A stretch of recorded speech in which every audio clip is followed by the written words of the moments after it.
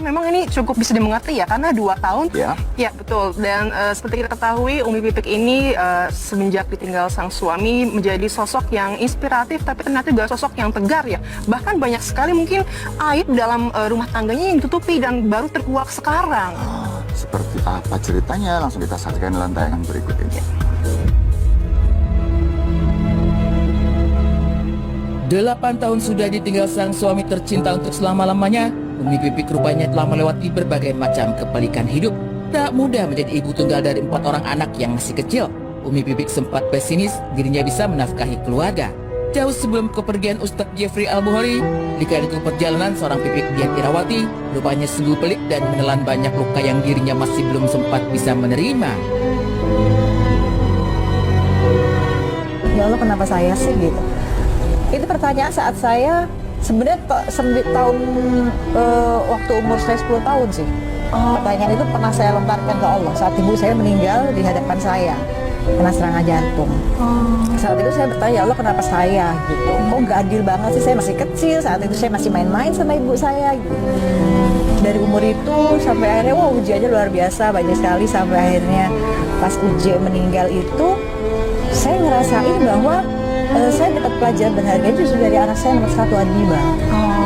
Jadi pas uji tiba-tiba meninggal secara mendadak seperti itu, saya udah kayaknya udah gak semangat gitu saat itu, Mbak. Udah bener-bener gak mau ngapa-ngapain, kayaknya maunya mati bareng. Belum bisa terima kenyataan, Umi Pipik yang separuh jiwanya pergi disadarkan dengan pernyataan mengejutkan sang anak sulung Adiba. Ya, Umi Pipik sempat merasa malu lantaran anak-anaknya nampak jauh lebih kuat ketimbang dirinya. Tuh, cuma saat itu akhirnya begitu saya nggak mau ngapa-ngapain, Adiba anak saya nyuapin saya nggak makan, Mbak. Dari mulai ujian tabrakan malam sampai akhirnya ke rumah sakit malam, tengah pagi, siang disolatkan di Istiqlal, sampai lagi antara malam saya nggak makan sama sekali.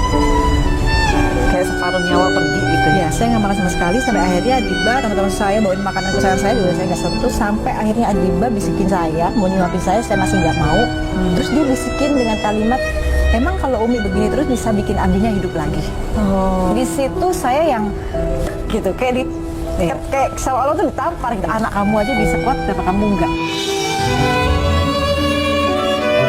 Beberapa saat di hari kepergian Uje, Umi Pipik rupanya mendapat sebuah pesan tersirat, di mana kenyataan kala itu berkali-kali membuatnya tersentak dan menyadari jika sosoknya kini adalah buah dari suatu amanah sang suami yang merupakan seorang pendakwah di negeri ini. Dan malam mau meninggal, siang itu saya sholat zuhur berdua di kamar. Terus dia cuma bilang, Umi, kamu udah harus siap-siap ya, gitu. Siap-siap apa, gitu. Kamu udah mulai harus bisa ceramah, gitu. Enggak, saya bukan lulusan pesantren, gak punya ilmu, harus ngomong apa, gitu. Udah Abi aja, gitu. Udah makanya sembuh, gitu. Ya sehat lagi, gitu. Masih banyak umat yang butuhin Abi, saya bilang, gitu. Enggak, kamu udah harus siap. Karena sebentar lagi ribuan orang akan lihat kamu. Ya Allah, ujian kamu dahsyat. Ujian kamu, fitnahan kamu udah luar biasa. Pokoknya kamu harus siap. Dan saya nggak punya firasat apapun, Mbak. Dan nggak ngerti maksud omongan dia itu apa gitu. Setelah begitu, udah 100 hari masa indah, saya udah ingat itu. Ya begitu mulai akhirnya banyak orang manggil saya juga bingung. Perjalanannya penuh liku dan kepiluan. Karena itulah dirinya merasa dikuatkan. Jelas anak-anaknya yang selama ini menjadi alasan untuk dirinya berjuang melawan kenyataan yang berlawanan.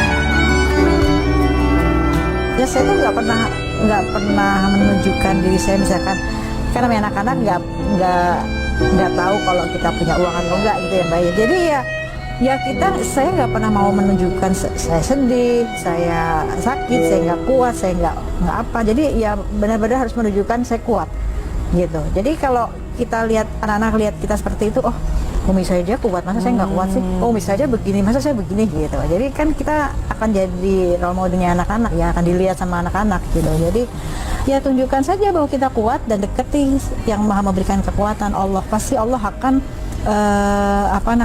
akan bimbing kita, akan berikan kekuatan kita, akan perbaiki urusan kita.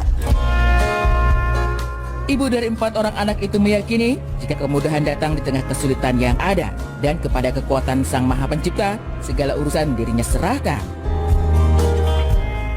Cepat sakit. Dan kebetulan memang hanya Abizar ya yang menemukan bukti Ya, bahwa Umi sakit. Maksudnya Umi tuh hatinya terbuat dari apa sih kok semuanya cool banget. Semua kayak bisa ditata dengan pemikiran yang mateng gitu, yang nggak membuat keruh suasana gitu. Ternyata orang tuh yang bikin dunia dirinya hancur ya dirinya sendiri. Iya, sebenarnya kan masalah itu semua orang bisa menyelesaikan masalah. Yang nggak bisa itu karena dia senang dengan masalah itu dan nggak suka mencari-cari masalah gitu. Masalah kecil akhirnya jadi besar gitu.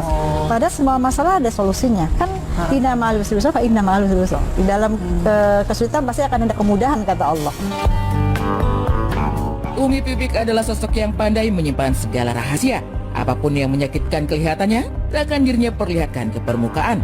Tak pernah ada yang tahu jika mendiang suami selama hidup pernah melakukan poligami, dan Umi Pipik menutup rapat cerita tersebut sekalipun kepada keluarga terdekatnya. Bahkan kayak keluarga besar saya pun saat misalkan maaf ya uji poligami dan segala macam, mungkin baru tahu setelah ya mungkin saya cerita setelah akhirnya pas beliau meninggal, dan mereka semua seperti yang kaget dan kamu nggak pernah cerita karena memang saya buat apa, ini kita yang menjalani kan bukan orang lain gitu.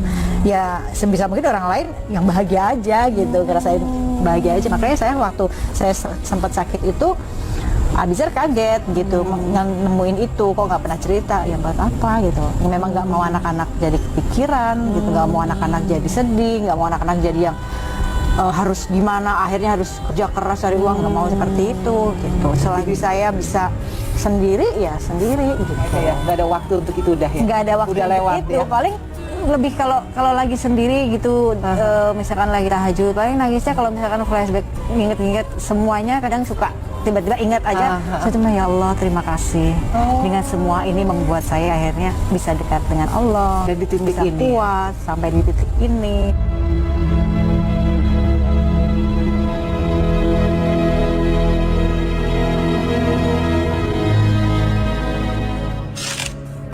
Itu ya, jadi ada beberapa hal yang tidak diceritakan oleh Umi Pipik selama menjalani kehidupan pernikahannya, dan baru sekarang kalau ada nanya, terus kenapa sekarang ngomong gitu kalau waktu itu dirahasiakan? Ya kan sekarang tujuannya untuk memberi inspirasi bahwa kalau dalam rumah tangga ya semua itu harus diselesaikan berdua. Satu lagi nih yang saya suka dari Umi Pipik tadi bilang bahwa setiap orang bisa kok menyelesaikan masalah, cuma masalahnya ada beberapa orang yang senang cari masalah.